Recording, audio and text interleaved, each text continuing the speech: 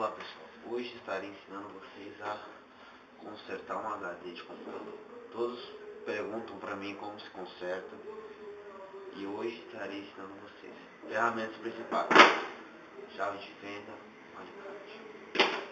Primeiro, vocês vão tentar abrir com uma chave de fenda. Não dá. Segunda opção, isso aqui.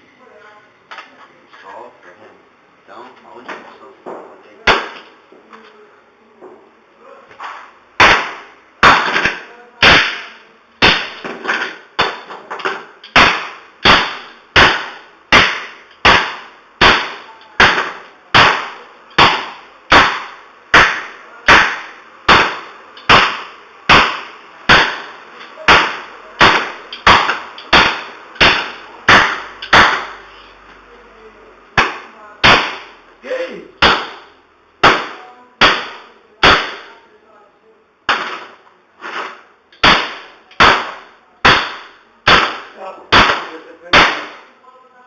tentando abrir.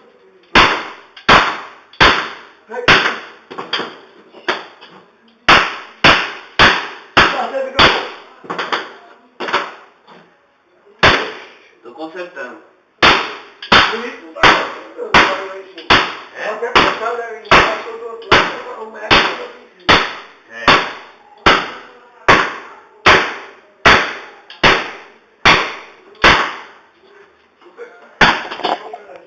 Agora ele está consertado.